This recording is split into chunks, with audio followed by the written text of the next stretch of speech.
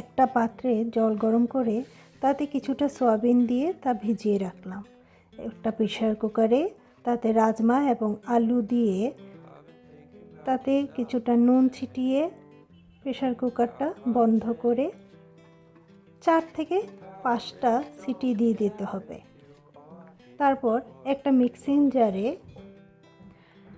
Tomato, আদা, রসুন, লঙ্কা paste করে নিতে হবে। একটা কড়াই বসিয়ে তাতে তেল দিয়ে তা একটু গরম করে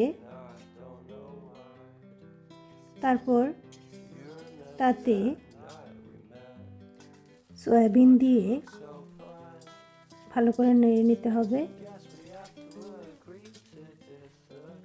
সাথে একটু নুন এবং হলুদের গুঁড়ো দিয়ে ভালো করে লাল লাল করে ভেজে নিতে হবে। কড়াইয়ে তেল দিয়ে তেলটা ভালোভাবে গরম করে নিতে হবে। তারপর সেটাতে পেঁয়াজ কুচি দিয়ে ভালো করে নাড়াচাড়া করে নিতে হবে। একটা তেজপাতা দিতে হবে সাথে। যখন পেঁয়াজটা কিছুটা লাল লাল হয়ে যাবে তখন বেটে রাখা সেই মশলাটা দিয়ে ভালো করে কষিয়ে নিতে হবে। প্রায় 5 মিনিট খানি এটাকে নাড়াচাড়া করে কষাতে হবে। যখন এটা ভালোভাবে কষে যাবে তখন তাতে আলাদা করে কিছু মশলা দিতে হবে।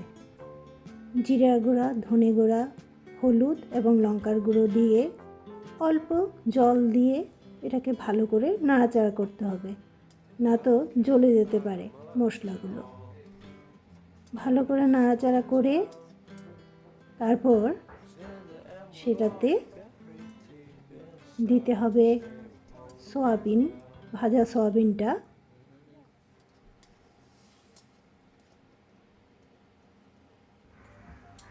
দিয়ে কিছুক্ষণ যাবত এটাকে নাড়াচাড়া করতে হবে।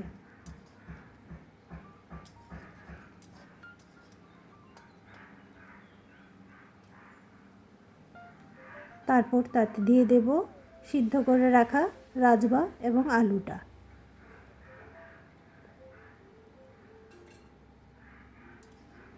তারপর এটা কিছুক্ষণ ফুটতে দেব।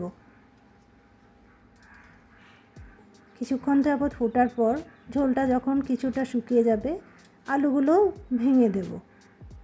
তাতে ঝোলটাও দেখতেও সুন্দর হয়, খেতেও ভালো হয়। তারপর তাতে দিয়ে দেব কুচো করে রাখা ধনেপাতা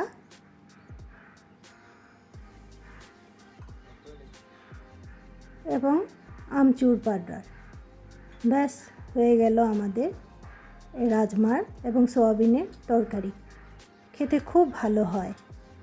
একবার বানিয়ে অবশ্যই দেখবেন। আমার তো ভীষণ ভালো লাগে এটা খেতে।